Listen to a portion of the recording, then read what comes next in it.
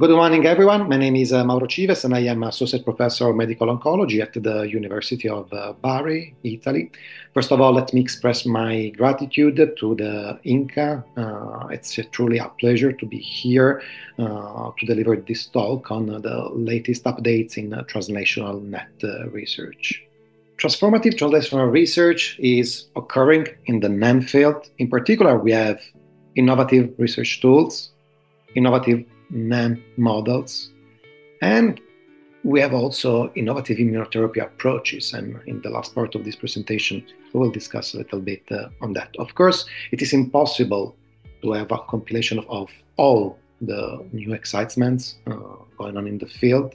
So, of course, this is just a compilation of selected research. What are the innovative research tools that we have in the field?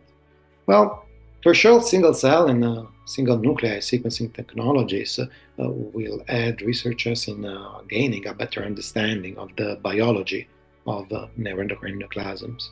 What is the main difference between the bulk sequencing and single cell or single nuclei sequencing? Well, as you can see here, there is a clear difference, and this difference is that when you perform single cell sequencing, you know exactly which cells are expressing what. And this is of utmost importance in NAM research, because in this way, you may have a clearer understanding of what's going on. For example, this is a beautiful paper that was published a few weeks ago on Science by Hans Klever's group. And as you can see here in the right upper part of this image, in this, like when you see these colored dots, I mean, each of these dots correspond to a different cell. You can clearly see that when you're analyzing a tumor, you have different cells, and each of these cells is expressing different transcripts, different molecules of RNA. So, like, basically, each cell has a different behavior. And, like, it is extremely important for us to understand which cell is expressing which marker. Why? Well, this is a paper that was recently published on iScience a few months ago. And like here, you can clearly see, for example, that if you try to distinguish among net cells in an individual patient, you can clearly see that you will have different fractions. But then if you merge the cells coming from different patients in a pooled sequencing analysis, you can clearly see that by single cell sequencing, you will be able to dissect their behavior. See, for example, panel C. In yellow, you have all the cells coming from patients that are non-metastatic, whereas in purple, you have all the cells coming from patients who had metastatic disease. And these are unsupervised analysis. That means that you get this analysis directly from the machine, and the machine is able to distinguish between the different cells. So why is this important? Because in the next features, we will be able to understand what are the differences, for example, between cells that are able to metastasize and cells that are not able to metastasize. And of course, by doing so, we will be able to understand what are the mechanisms leading to metastatization and eventually to fight them. But, for a long time, we thought that the tumors are just a conglomerate of tumor cells, and that does not hold true at all. In tumors, we have a lot of other resident cells. There are healthy cells, for example, fibroblasts, or endotheliocytes, or immune cells, and so on. And these sequencing studies are also shedding light on something that for us is completely new. Not only the tumor cells are different within the tumor, but also these tumor residing cells can be different, as you can see very clearly in these T3 panels. But, as our cities, tumors have their own organization. And it is crucial for us to understand better what is the special organization of tumors. I really like this picture because here on your left, you have an image from a tumor, and on the right, you have a city captured with a drone. And you can clearly see that there are analogies between how a tumor is built inside and how we build our cities. And of course, it is extremely important for us to understand what are the principles leading to this form of building the tumors, because then we can understand what are the vulnerabilities, and then we can tackle cancer. From this standpoint, nowadays we have new technologies that is called digital spatial transcriptomics that will definitely help us understanding what is the, let's say, spatial distribution of the different cells within a tumor, what are the relationship between different cells within a tumor, and why they are located in that area and not in another area. And of course, this will lead us to answer a very, very important question. Can we interfere with these mechanisms? And would this interference lead to better treatment? Not only, these new technologies also allow us to understand what is the expression of tumor markers, specific tumor markers, for example, in this case, messenger RNAs, in selected group of cells. So if you are interested in a certain population of cells, then you can go there on the spatial distribution of the tumor, and then you can get the insights from exactly the type of cells that you're interested in.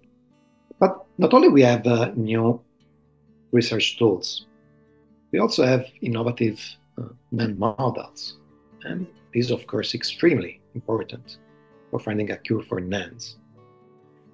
In particular, last year, Talia Dayton and colleagues published an extremely interesting work where they were able to establish for the first time patient-derived tumor organoids. What are these patient-derived tumor organoids? So basically, they were able to grow the neuroendocrine tumors in a plate. And these tumors had the same identical characteristics of the tumor in the patient. Is this important? This is of utmost importance.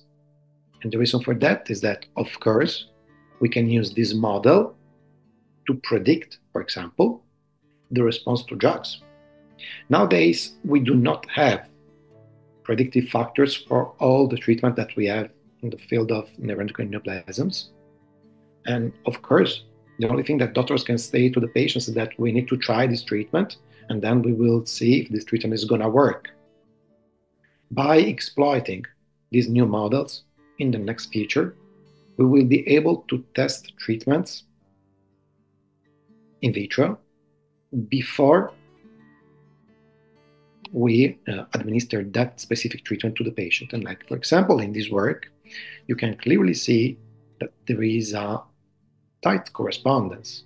The red dots are indicate that there is a high sensitivity in vitro to a certain drug, whereas here you see the clinical response. So for example, where you see the red dots, these patients then they underwent partial response. That means that they had a good response to the treatment.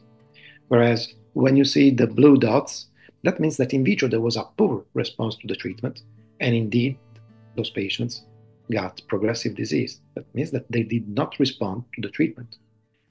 This proves that we may be able in the future to tailor our treatment according to preclinical knowledge.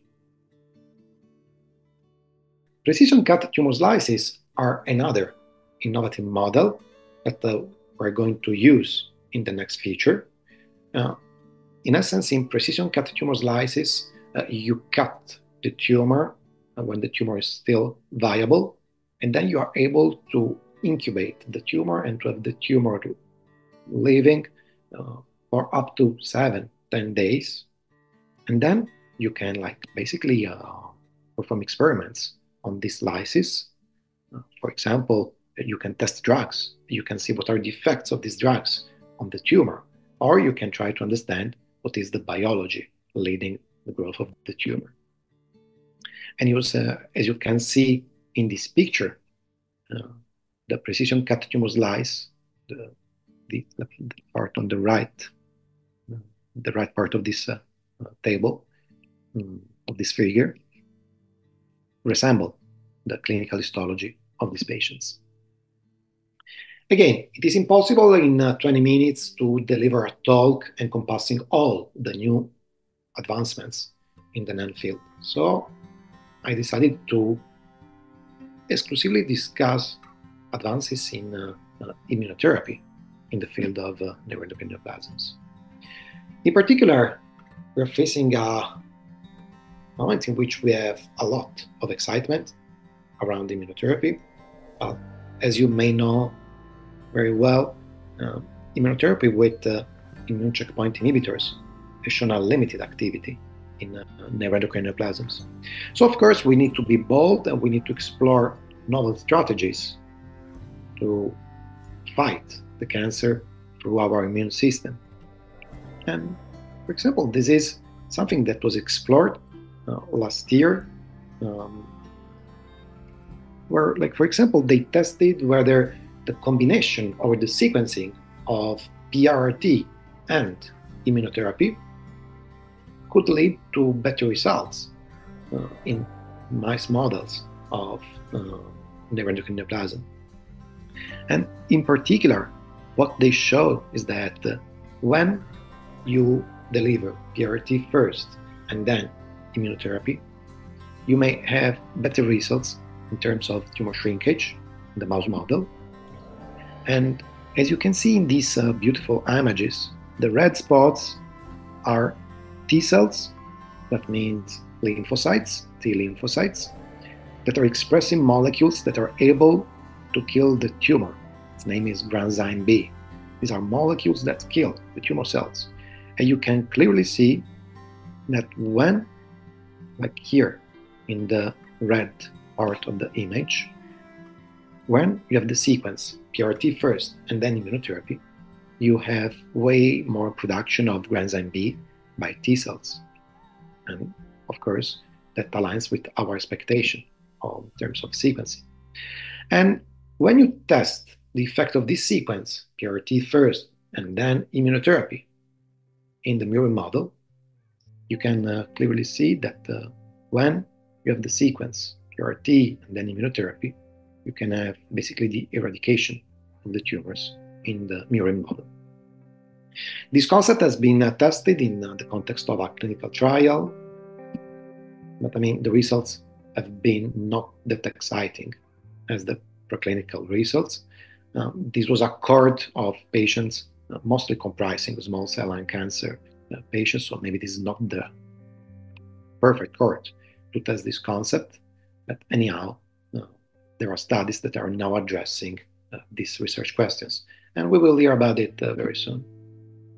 Antibody drug conjugates are an emerging class of drugs in oncology.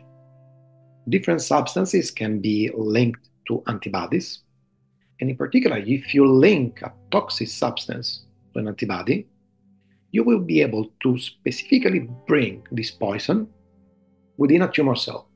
And that's what we do with this class of drug that we call antibody drug conjugates. Several of these drugs have been developed. There is a study by a colleague at the University of Alabama at Birmingham that developed this compound, and there are also other compounds.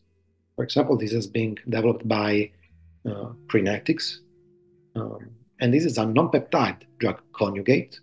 So in essence, this drug is able to target somatostatin receptors. Then the compound is internalized, so it goes into the cell. And once into the cell, this compound is able to kill the cell because, again, there is this poison that is attached to this monoclonal antibody, and this poison is going to kill the tumor cell. There are also other antibody drug conjugates that are currently being investigated in the neuroendocrine field. In particular, there is another protein whose name is DLK1, which is well expressed in pheochromocytomas and paragangliomas.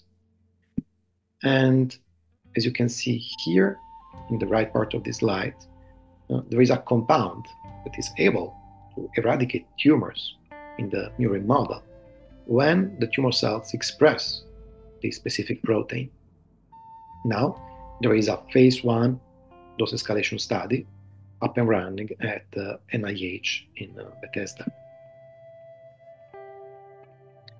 Adopted T-cell therapies have sparked an enormous interest in general in oncology, but also in the NAN field. In particular, research exploiting CAR T-cells or TILs has reached the clinical approval. CAR T-cells are engineered T-cells, engineered T lymphocytes, that are basically able to attack in a very specific way the tumor cells. Different CAR T-cell products are currently approved in hematology, in particular for the treatment of different forms of leukemia and lymphoma. For sure, it's more difficult to tackle solid tumors by exploiting CAR T-cells, but a lot of investigations are trying to move forward the field. Different generations of CARs stand for chimeric antigen receptor, have been generated so far. And what I would like to highlight is that the so-called next generation of CAR T-cells is also able not only to redirect the specificity of T-cells against tumor cells, but also is able to lead to the secretion of specific molecules by the T-cells themselves when they encounter the antigen, namely the protein that makes the tumor cell be recognizable by these lymphocytes. How does the system work? So basically you start with an apheresis, so you take the blood from the patient, then you isolate the T cells. The T cells are then engineered, and then they are infused back into the patient. And then they are able to circulate to find the right tumor cells and to kill them. Several CAR T cells have been established in the NAN field so far. In particular, anti-CDH17 CAR T cells have been developed by colleagues at UPenn. We developed in collaboration with colleagues at Moffitt Cancer Center for T cells targeting somatostatin receptors. There are several academic and industry CAR T cell products targeting DLL3 and other protein extremely important, in particular in high-grade neuroendocrine neoplasms. And then there is another CAR T cell product targeting interleukin-13 receptor alpha 2. In particular, what I would like to highlight is that all the preclinical research is already translated into clinical research, and phase 1 clinical trials are currently up and running, for example, for the anti-CDH17 CAR T cell product, or for the anti-IL-13 receptor alpha 2 CAR T cell product. So there are clinical trials testing CAR T cells in the field of neuroendocrine neoplasms. A few months ago, FDA approved a drug named lifileucel for the treatment of melanoma patients who progressed on immune checkpoint blockade or targeted therapies. What is lifileucel? Lifileucel is a product made by tumor-infiltrating lymphocytes. So basically you take the lymphocytes out of the tumor, you grow them in a lab, and then you reinfuse them back into the patient. Why so? Because if the lymphocytes were within the tumor, they may be able to attack and kill the tumor cells. And if we are able to grow this army of soldiers, then we will be able to attack the tumor.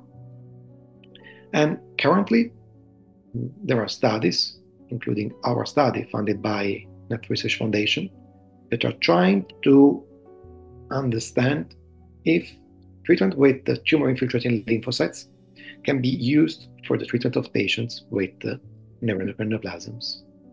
An emerging class of agents in oncology is the class of BiTEs. BiTEs are bispecific T-cell engagers.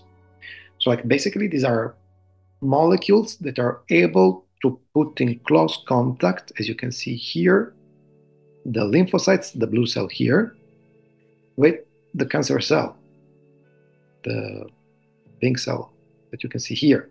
And once they put these cells in close contact, they are able to activate lymphocytes so that they're able to kill the tumor cells.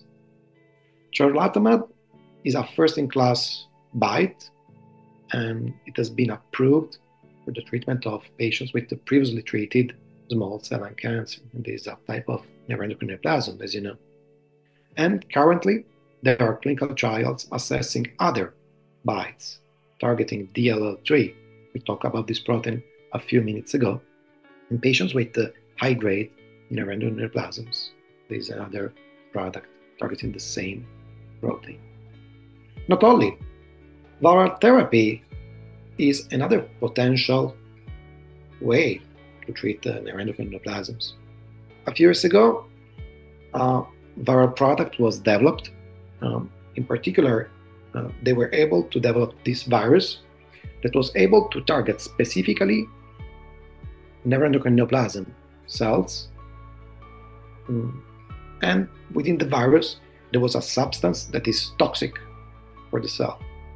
So like basically, they were exploiting this virus to bring, again, a poison within the tumor cell. And in these beautiful images, you can see that you see the green spots.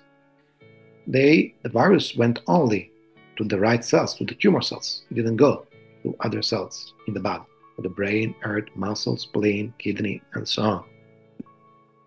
But most importantly, investigators were able to demonstrate, as you can see here, this is a CT scan of a mouse before and after the treatment.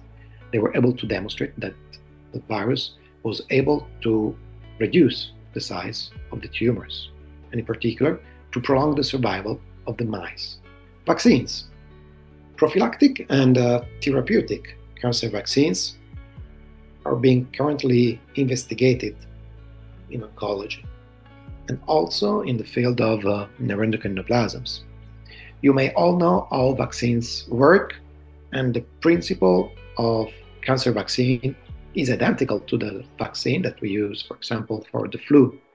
So you have a vaccine injection, then this vaccine will stimulate specific immune cells to recognize antigens, small proteins, small, let's say, markers that will render these immune cells able to attack and kill the tumor cells. Sorvevin is a protein expressed in many cells, including neuroendocrine neoplasm cells, and colleagues at the Roswell Park have developed a vaccine targeting this protein, which again is overexpressed in neuroendocrine neoplasms. And currently, there is a clinical trial investigating this product in patients with neuroendocrine tumors. Not only, we previously demonstrated that neuroendocrine neoplasms, in particular pancreatic neuroendocrine neoplasms, do express neoantigens, namely small proteins that can be recognized naturally by immune cells. Look what happened a few months ago in the context of another cancer, this is hepatocellular carcinoma. They were able to develop personalized neoantigen-based vaccines. So basically, you recognize what are the difference between the tumor and the healthy cells, and then you create a vaccine emphasizing these differences so that the immune system will be able to understand which are the bad cells. And then the immune system will be able to recognize them and to kill them. And as you can see here, In this, we call them as spider plots. Each line is a different patient. You can see that, like all the blue lines mean that the patient, they were really responding very well to the treatment. The tumor was shrinking. And you can see that the responses were also long-lasting.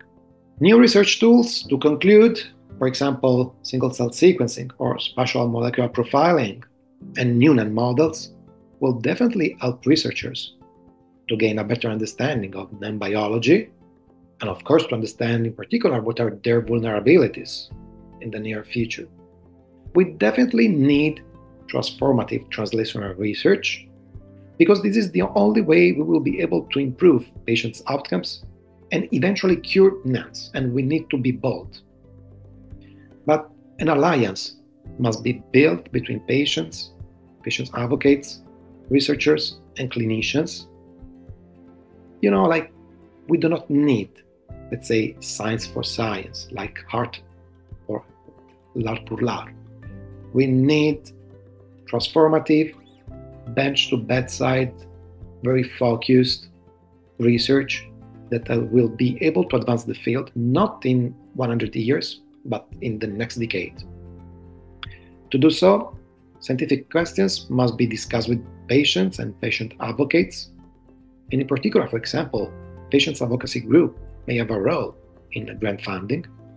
And preclinical research must be translating in clinical research. There are a lot of preclinical products that will never reach the clinical testing phase. And of course, these are all products that hold a potential to transform our field. That means that we need to reduce the so-called attrition rate, and this must be a public priority. With that, I would like to thank you very much, and see you very soon.